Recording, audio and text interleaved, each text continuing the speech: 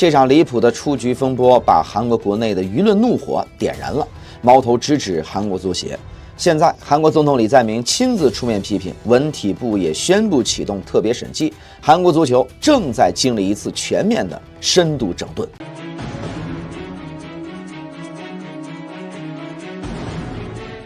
大家好，我是谢飞啊，欢迎来到今天的谢飞观察。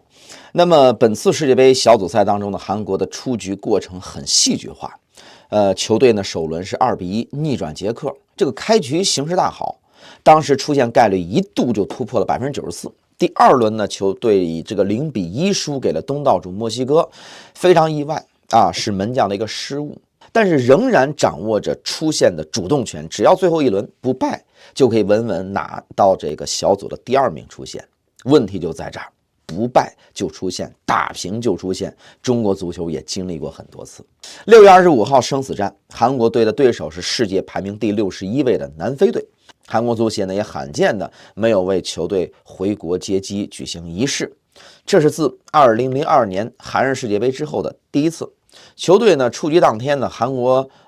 总统李在明就在社交平台上发文，严厉批评这次失败。他认为失败的原因是足协的组织和人事出现了严重的问题，在圈子里边拉帮结派任人唯亲，让无能的人掌握了球队的指挥权。那最后呢，造成了不良的结果。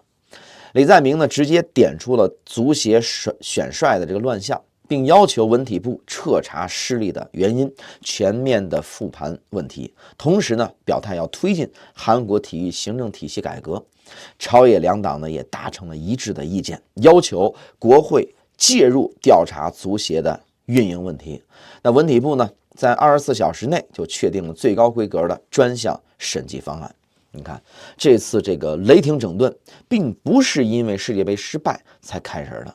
韩国足协的问题呢已经很严重了这个在2024年7月，足协主席郑梦奎不经过公开的选帅程序，通过财阀关系这个私下就确定了洪明甫担任韩国国家足球队主教练。这个行为引起了很大争议像朴智星安正焕等等足坛的名宿公开表示反对，民间的抗议声也不断。国会的相关的委员会也召开了听证会，足协常务副会长当场表示说，这次选帅的这个会议本身就是一个不合规的非法会议。2024年11月，文体部呢对足协进行审计，并发现了他在9个方面存在27项违法违纪的行为，那包括了像选帅的程序违规、公共资金管理混乱、人事处分的这个暗箱操作等等问题。最荒唐的是，在这个筹建天安足球综合中心的时候呢，没有得到官方批准，就私自签下了615亿韩元的银行贷款的合同，并且呢还用伪造的材料骗取了56亿韩元的政府补贴文体部当时要求对郑梦奎等3名足协的核心高管进行停职处分，但是足协马上提起行政诉讼来拖延处罚。到了今年4月呢，这个法院呢认定这个文体部审计和处分是合法的，但是呢，由于世界杯这个赛事临近，所以给了一个宽限期，所有的争议就这么着被搁置了，直到本届世界杯才爆发出来。可是如果成绩好呢，可能这个问题又被掩盖下去了。6月29号呢，韩国文化体育部长官崔辉勇正式宣布要对足协进行特别审计，官方会成立一个包含外部专家在内的专项调查委员会，开通举报渠道，对足协长期存在的选帅的黑箱、财务的违规、行政混乱等问题进行全面的核查。那么查实之后呢，会严肃的追责，并对外公布审计的白皮书。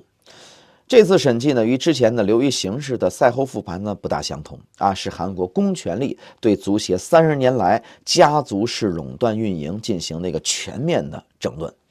从2013年到现在的这个13年里边，郑梦奎一直掌管着韩国足协的人事、财务以及赛事管理等各个方面，并且呢都处于一个封闭的利益圈层之中。在此之前呢，郑梦准的家族成员长期掌握着韩国足协担任着国际足联的副主席。那么郑氏家族呢，控制着韩国足球几十年，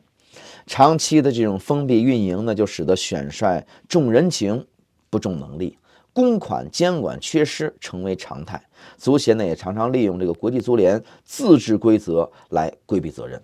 过去呢，球队成绩还可以的时候，乱象呢是可以被掩盖住的。落实到刚性的问责和制度的革新上，韩国的民众喊出把足球还给球迷，这个本质就是希望有一个公开、公正、负责任的体育管理机构。输掉世界杯并不可怕可怕的是乱象依然存在，没有丝毫的改变。好了，感谢收看这一期的协会观察，我们下期节目再见。